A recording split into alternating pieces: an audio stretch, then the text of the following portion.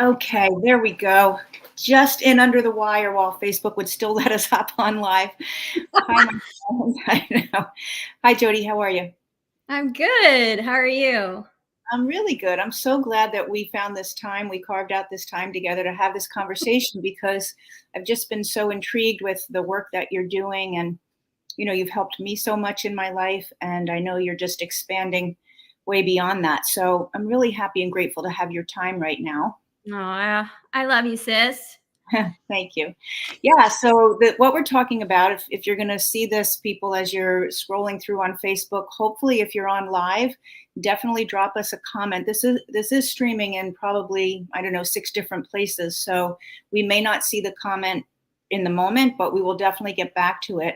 But anything that you want to ask Jodie in particular about this conversation, and if you've never been across either one of us and this just shows up on your feed, my name is Linda Downey. I'm a transformational health and spiritual coach. I've had Jodie as my mentor for a long time in my life, so I really know the amazing work that she does. And Jodie, I'll let you say what you do, and then we'll dive into this conversation. Yes. So I'm a soulmate matchmaker. And what that means is that I help you, first and foremost, get in right relationship with your soul, your true essence, and the essence that you were actually born to create and to move about into this life. And, a lot of us have, well, let's just say most, most have blocked that true essence and have built protective layers so that no one can actually get in here. No one can feel the true essence of who you are and who you came to actually be and what you came to actually share with the world. So I don't just help you find a man, magnetize a man, or find a woman, magnetize a woman, or get her. That's not what we're doing here. We are taking off the layers and the covers and the masks that you've been wearing to protect yourself. In order for you to have true soulmate relationship, it's not about this thing called attraction. And we're not doing old manifestation strategies here. It's not about manifestation, because manifestation is an older, outdated process. We are now in the energy of creation. And the energy of creation means that we have to have a relationship with higher source, whatever you call that. You can call it God, you can call it source, you can call it the creator, you can call it the divine. In my book, it's all the same. It's really dependent upon the energy with which you're tapping into. And so what happens is, way back before we're 7 years old, we hired what I call a witness protection program. And that witness, there's a lot of energetics that go behind all of that, but I could talk from like this one side of the fence that is completely religious, and this other side of the fence that is spiritual, and this other side of the fence that's scientific. So sometimes I don't know which avenue, but it all brings us to the same thing. Okay. Around 7 years old, things happen inside of us where we become more independent from our parents, and yet we are also still operating from trying to be loved by our parents. And so even if you think that you have healed your childhood wounds or you don't have any, you do. We all do. Because it's the way that God has planned for us to remember who we are, to come back to our true self. Because when we are with our parents, and it's out of this energy of it's a primal energy, because we need them. We actually needed our parents in order to survive. And so the way we constructed what we need to be in order to be loved inside of our psyche is what we also then share and show out in the world. And if we were shamed as a child for being ourselves, for exploring with ourselves, for expressing ourselves fully, emotionally, whatever, dancing naked in the room, if we were shamed in any way, or if our parents still had secrets, which most people in our generation grew up with parents who had secrets. It was the way of the world. Shh, don't tell. We just kind of push it aside and make sure that nobody at church knows what's going on behind our scenes, kind of thing. And secrets kill. Secrets are shame. And shame is the thing that is killing our relationships. And so what we have to do is we have to go in and find where those shame patterns are, where those parts of us, those shadow parts of us are that we're hiding. And once we expose those shames, once we expose those shadows, we have nothing to hide. Right. We just are, which is why I say sexy is actually, it's actually an energy. It is an essence. It's feeling alive in the naked of who you really are, which means you don't have anything to hide from. And if I don't have anything to hide, I'm just fully exposed. I just come to the table and you get what you get. Right. And if we don't have people coming to the table like that, and it's not from a place of ego, you know, you hear a lot of people that are like, this is just who I am. Take it or leave it, you know. No, that's not who you are. That's not who you are. That's your protective mechanism. That's your protective layer. Who are you behind all of that? We have so many women who are, you know, way too masculine in their energy.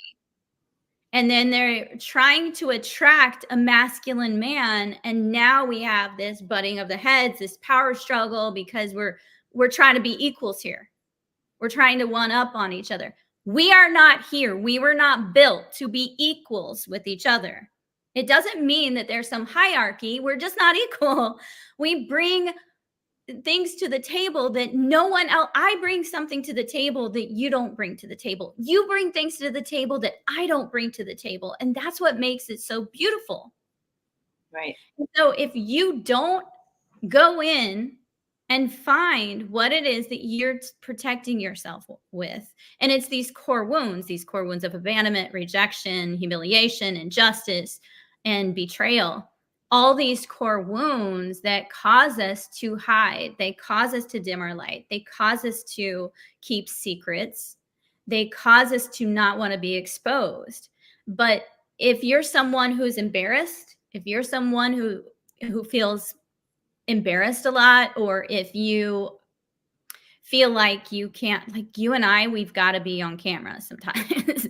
Like our job is being on camera. We've got to do this. But if you're afraid, it's because you have these shames and shadows in you that literally are causing these primal feelings inside of you to protect yourself from nothing, from humans. And especially the crazy thing is this happens even in marriages. Yeah. You're sleeping with the man that you chose, yet you're afraid to be vulnerable. You're afraid to really show your heart. You're afraid to really lean into him. You're afraid to put your hand on his leg. You're afraid, you're repulsed by him touching you. These are all protective mechanisms. And if we don't start on a foundation of soul, then we enter the relationship and we're still at an immature level of relationship. And there's no way to grow until we come into soul, until we fully, deeply understand and know who we are, what we bring to the table, who we're not, what we're not bringing to the table, really truly understanding the energy behind it, behind everything. So we know whether or not someone is truly projecting on us or not, because every relationship is a mirror. So anytime I am triggered, it's not because they did something bad and wrong. It's because I haven't done my work. Right.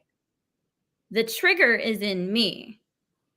The injustice is in me. If I don't have a trigger, then I've healed things. There's nothing to expose. There's nothing more to expose. I've exposed it all. And when you've exposed it all, no one can hurt you. And if no one can hurt you, there is no me against you. Right. And this is what we have done in our past. This is how we've royally screwed up our relationships, because we are fighting a freaking spiritual war, and people think that the war is outside and the war is fucking in. The war is right here. And that war, in order to fight that war, we have to be in right relationship with ourselves. We have to see that every single human, every single relationship is a mirror into ourselves. And that is coming from soul. So there's two parts of the fence when you're in a true soulmate relationship, because soulmate relationship, again, is built from this foundation of soul. Okay. From that foundation, and it's a spiritual knowing. Okay. It is spiritual. It's not, oh my God, I'm so attracted to them. They are my soulmates. We match so good. Everything is so right. Everything is so perfect. No, true soulmate relationships are here to expand each other. So you don't have to be the same. And in fact, we don't want you to, because what someone else is going to bring to the table for me is going to expand me. Show me where I'm still hiding. Show me where I'm not showing up in my truth, in my authenticity. Show me where I still need to improve. Allow that to be seen. And once we are in that position, now we can expand in relationship together.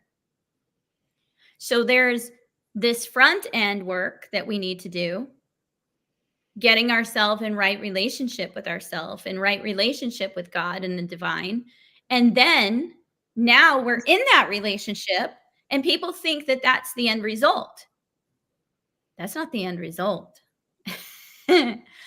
Getting into the relationship, you've only just begun. You've only just begun. 7 years down the road, 10 years down the road, what are you still doing? And where we're headed, where the people that are for me are headed, is you're in relationship, in a soul to soul partnership where you're really here to make waves, to change the freaking planet in some way, whether that is just with your family or it's something in like the work that we do as transformational teachers, as transformational guides. It doesn't matter. I don't care. But start in your freaking home. Start in your home. Because what I'm seeing a lot of is these really powerful relationships, these really powerful people, these amazing souls who are bailing because they've gotten to this point of the stretch, of the squeeze. I'm sure you've felt this in business before. Yes. The squeeze, where the pressure gets to be so much, you think, how can I take any more? How can I take any more?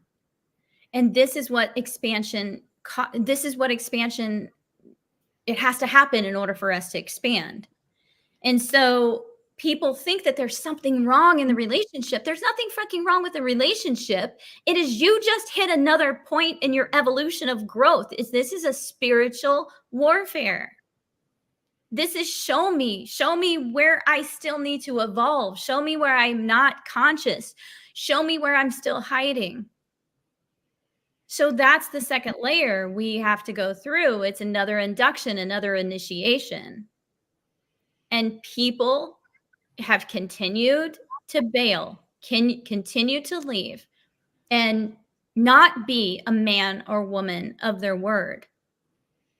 And they get so screwed up thinking and blame shifting. When people start to blame shift, when people start to look out at something else as the problem, that's how you know that they're not in right relationship with themselves. That's how you know that they've disconnected from their soul. And I don't care if they go to church every freaking Sunday, they've disconnected from God. If you are pointing your fingers out and if you believe that it's someone else causing you to feel a certain way, causing your squeeze, you're missing the whole assignment. You're missing the whole point. So what I'm here to do is to help you begin first and foremost on that really solid foundation, and then take that house. It's like this. I also describe it like this. So if I come to the table, this is my church. My body is my church. Everything that goes on in here, this is the church. I take God everywhere with me. I take the church everywhere I go. Every table that I sit at, every room that I go into, this is just me. You get me. Okay. You don't get the hiding me. You don't get the holding back on me. Like, right, Linda? You get, you get all of me. And so when you bring yourself to the table in that way, there's no separation of you and source. None. But when we get to this point, and now it's time to take the church, and he's got his church, we come together, and now we're building a freaking cathedral. Mm. But what happens is we don't understand the energy behind it. We don't understand the truth of the covenant of marriage. We don't understand the power that we hold. I 1000% believe and know that strong couples, that strong relationships are going to change this planet. Mm. Not one woman. It's not one man. It is here on ground, boots on ground, relationships that are strong, building a freaking cathedral. But what happens is people get into the relationship and they think, they have their church and they think, oh, this church is great. There is always growth. Like, we are here to grow. We are here to evolve. And anytime we are not growing and evolving, we're dying. And people can't take this pressure. People can't take the pressure when it's growth time. And they think it's go time, meaning out the back door, out the side door. Like, how can I get out of here? Take it. Take this feeling away. You know that feeling of being like, you don't know that you can take anymore, and the pressure gets to be so much, and there's no other choice that you have other than to letting it go. Letting it go, and letting the energy, which is God, letting it take us. But the moment you manifest, okay, now you're in a manipulative state, because now it's about you. This is what I want. But if you're not in that right relationship with yourself, if you're not coming from true soul, which is true love, which is truth, then you're not coming from the right place. You're coming from this. You're coming from your trauma. You're coming from the subconscious programs in the back of your mind. And it's not just your trauma. It's not just the things that you've experienced. What I'm seeing tremendously right now, and I've been talking about this forever, but what is happening right now is the pressures are building and building and building so much. And these really strong relationships are breaking apart, collapsing, so that they can be rebuilt. Not all of these relationships that are breaking apart right now are going to stay apart, but they must be rebuilt from a strong foundation of soul and soul, church and church, so that we can build a freaking cathedral. And it sounds crazy, like some of the things that are coming out of my mouth even now, it sounds so funny, but it's the truth. It's the whole truth. And so what people don't really understand is it's not just your shit. It's not just the things that you've experienced in this lifetime. It is your dad's, all of your dad's patterns. So from a man's perspective, if we look at the masculine lineage, it's dads, it's grandpas, all of the mistakes that they've made, all of the things, here's what it is. All of the things that they have not healed and properly grieved through on the masculine side becomes shame. Mm. And that shame then gets passed down. We know this scientifically through epigenetics. That shame gets passed down, and it's now inside of our DNA. It's now vibrating in our cellular structure. And when it's vibrating in our cellular structure, we get these feelings, we get this anxiety, or we're in a complete depression because we don't know how to work through the feelings. We don't know how to release the feelings, and we think it's all on us. We think it's us. And now we feel like inadequate beings. We don't believe in ourselves. We don't believe in the one that we chose. And we bail. We find the ticket out. We find the way to numb out. We find the ways to distract. We find the ways to disconnect. Like, whatever it is to take that away is what we find. So here's what I found. I found that on the masculine side, I'm going to say masculine and feminine because we could say men and woman, but so many women are so masculine right now and Yes. have been. It's got to stop. But so many of them have been masculine and they have the same wounding. So here's what I'm going to show you. So what I've noticed, what I've found is that men have been programmed and conditioned to not feel grief, to not be able to grieve. You saw this in your own childhood experience with your father and your mother passing away when you were little. Yes. Father not knowing how to grieve. So what did your father do? He found ways to numb it out. He found ways to distract it. You being a feminine, the feminine in the home, you felt all of that. Our job as females, our job as women is to work with the energy. Their job is to protect us on this earthly realm. Our job is to protect in the spiritual realm. But we can't do that if we're not connected from soul. If we're in our masculine and trying to logic our way through and one up the man, we can't do the job that we're here to do. Right. So what happens then is we have all of these lineages of men who haven't been taught how to grieve, who now feel shame. Because when you overstay your welcome in grief too long, you're now in shame because you're disconnected from from God, from the source energy, from the divine order, which is more life. And when you're in shame, you are absent of life. You are absent of yourself, so you're absent of it all. On the female side, women have been programmed and conditioned to not feel anger or to judge anger. Women have been really good at judging anger. We are really good at passing the buck on to the men and talking about their toxic masculinity.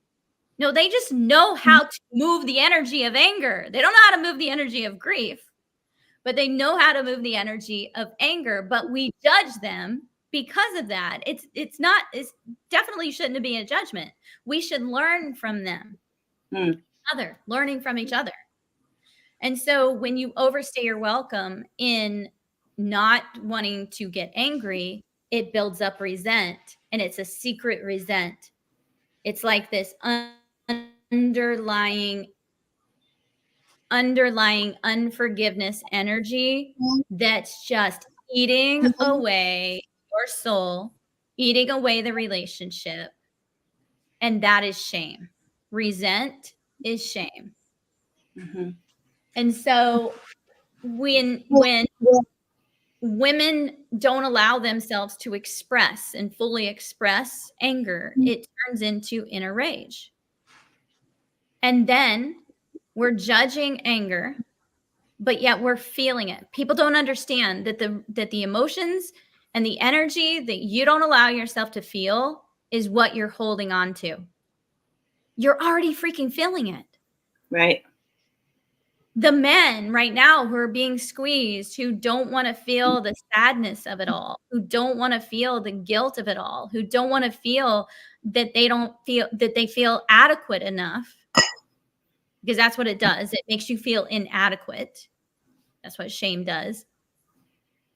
All of that now is causing this disconnection, this place that we don't ever intend to be. When we're both in soul and we're both moving toward the common mission, toward a common vision, now we're in right relationship, unified in divine union, and unified with the original order of things, which comes from higher order. However you want to say it, comes from God, comes from source. It's that original substance that we all came from, which is life force energy. And I'm going to tell you something else. I didn't know what we were going to talk about, Linda, but I can't shut up. I know.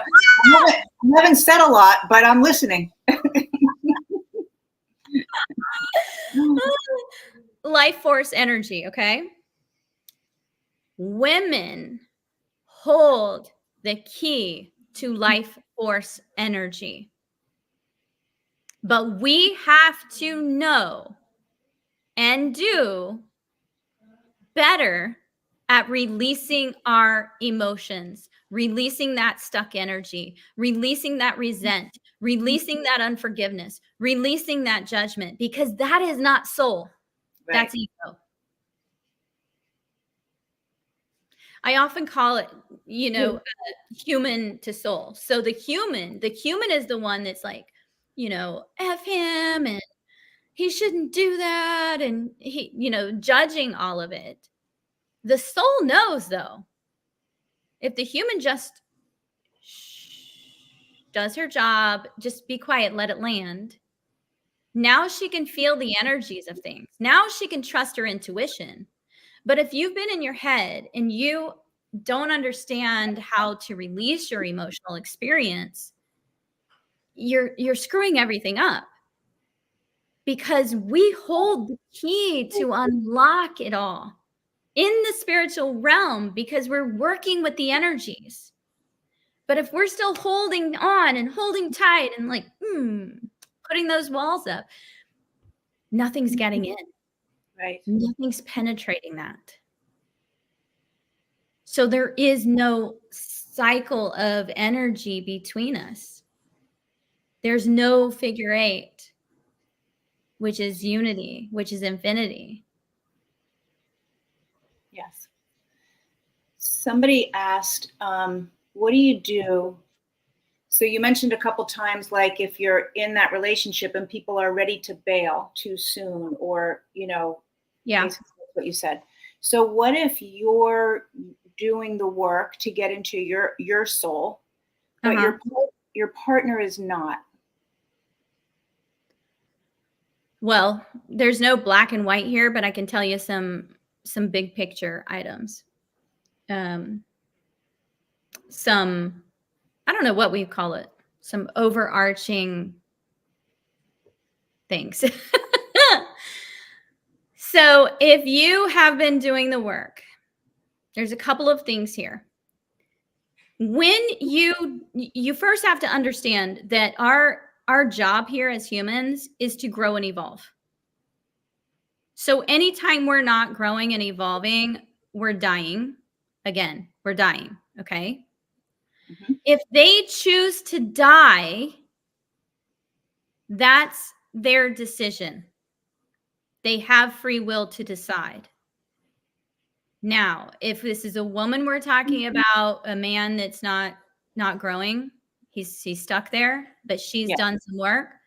There's a lot of intricacies in these situations. When I get into the intricacies of things, sometimes it's that they think that he's not growing because he's not doing the work that she has done. Men should not do the same work that women do. They should not do the same work that women do. Women have to work deeper into the energetics of things because remember, we're working in the spiritual realm. We have to go deeper into the shadows, deeper into the energies, deeper into the emotions. That is our freaking job. Okay. It's not their job. Do they have to feel the feelings? Abso-freaking-lutely.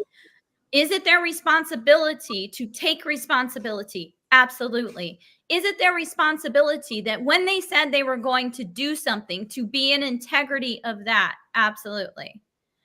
But there are ways to get a man to move, and it's not from the masculine construct. You cannot get your man to move if you come at him like a man. And a lot of women think that when I come to him in this caring sort of way, that I am coming at them in femininity, but it's not femininity. It is actually mothering. Mothering energy is masculine. It's doing. Okay. Right. Feminine energy is I trust you. I trust that you're coming. You got this. I believe in you. I believe in how we started.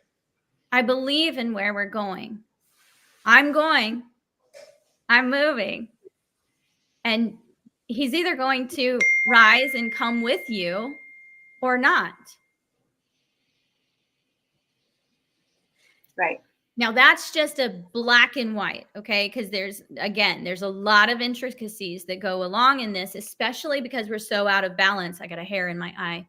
Especially because we're so out of balance between masculine and feminine. So a lot of our men are over feminine. They're emasculated. Not because women have caused them to be, but women have shown up in the energy as more masculine, which then causes the opposite to happen. And now he feels more feminine because now he feels like he has to defend himself against you. Now he feels like he's wounded because you're coming at him like the mother, pointing fingers and blaming and things. But I'm going to tell you this too. There's a lot of situations that are happening right now where it's not something that hasn't been done.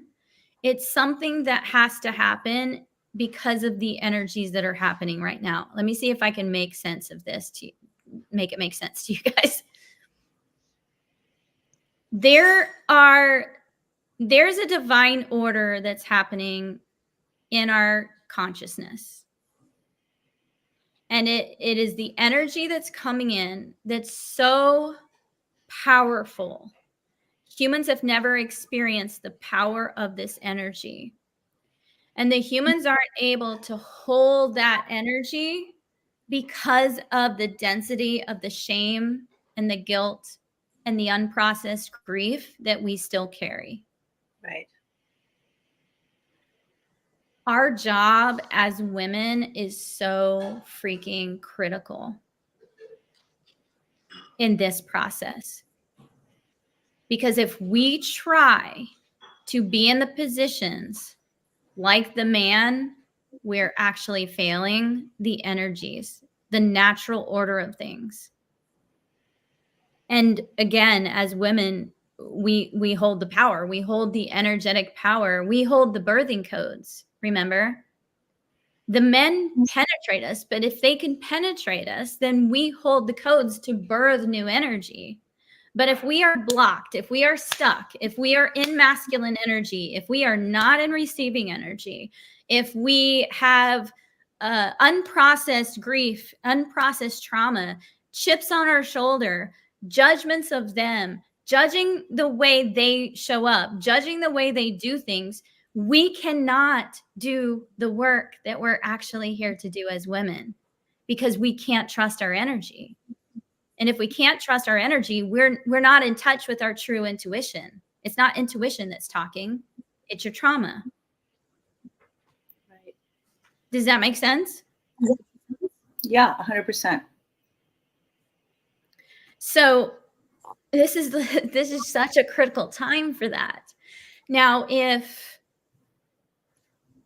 you're so they're going back to her question, It depends on what you're looking for. What is your expectation? Do you have certain expectations that you've talked through, that you've asked for, that you know that you've expressed that you need from him? And has he been able to move toward that in any sort of way? We can't make men find God.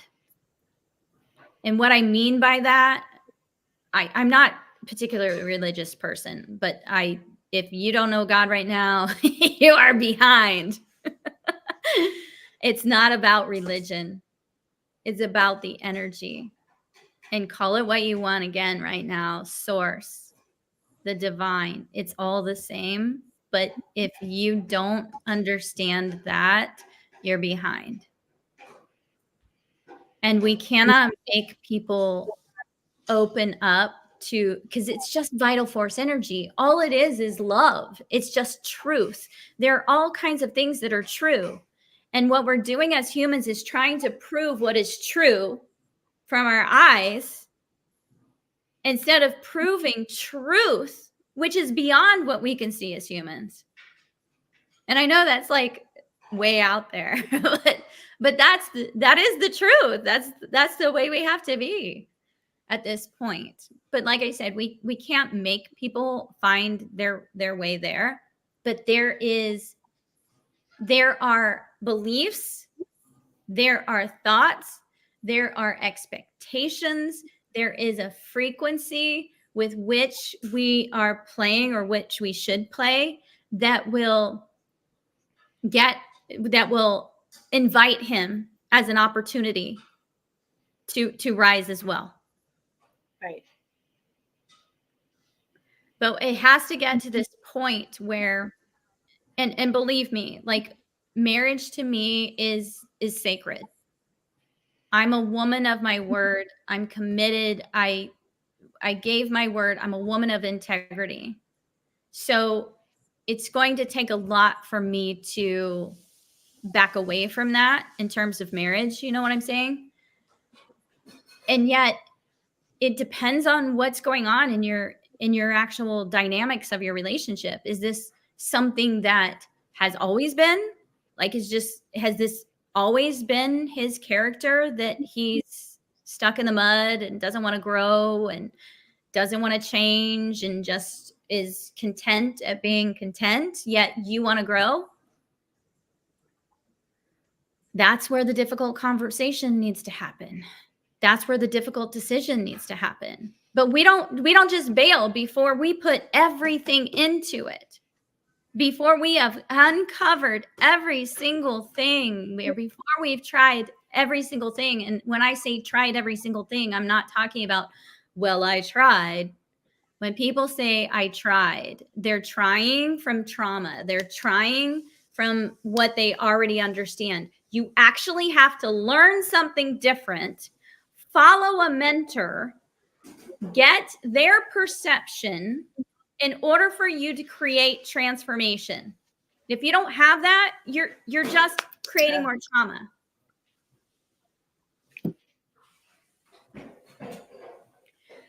So do you think I answered that?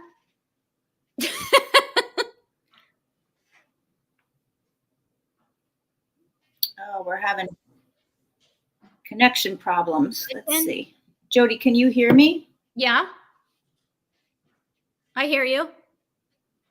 Jodie, can you hear me? Yes. Okay. Right at the good part. All of it was good. So what I'm going to do is see if we can pick this up at another time. It looks like the connection is shot at this point. So if anybody has any questions, we're going to definitely set up a follow-up so that we can get the rest of those questions answered and whatever else Jodie was going to share with us. So please drop your questions in the comments wherever you're seeing the streaming, and look for a part B that we can continue on through. You can't hear me? Okay. Thank you so much for listening. I don't know what happened with Jodie, are you there? Can you hear me? Yeah. Yes, I can hear you.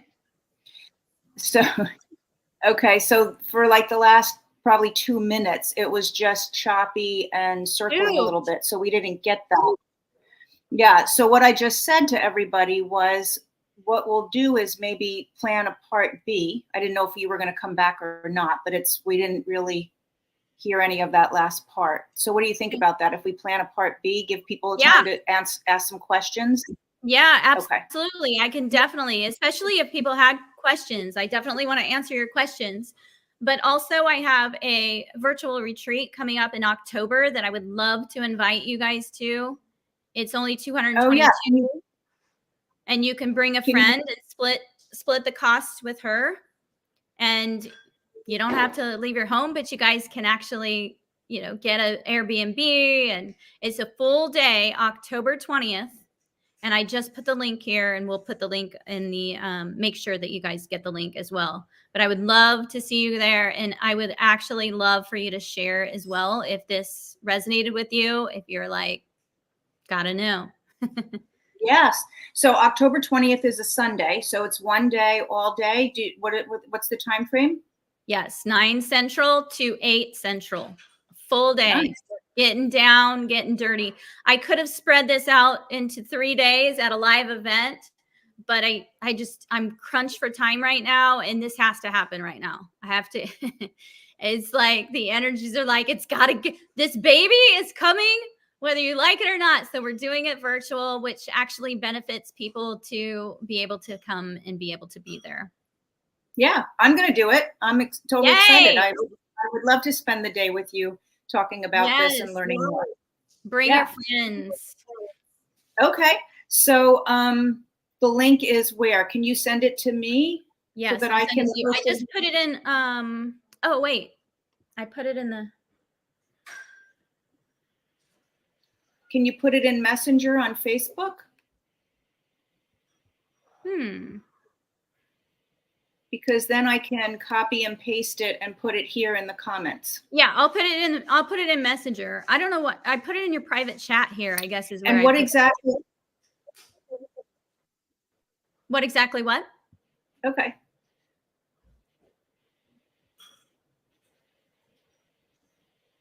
You there? Because I think that would be something people would really love to, if you want to have a deeper dive, this would be a great thing, right? Absolutely. This is going to blow your mind. I'm going to put it in here right now, in Messenger. This is going to blow your mind. It is something that, I've always been doing this work, but the work right now is just so sacred, and it's so precise, and it's so expansive with really understanding the energies behind us and why things are failing right now, and what our job is as women. What our job is as women to really understand how to work with our energy, how to work with other people's energies instead of being triggered, instead of acting like a man. Yeah. We're not here to act like a man. We're here to be women. We're born women for good reason. And if we don't understand how to work with the energy, if we don't understand how to release emotions, we are doing a disservice, and we are actually a part of the problem of the spiritual warfare. Yes. So Jodie, it's just breaking up again. So let's set up a plan B, a part B rather, not plan B, part B, but we definitely shared this retreat link.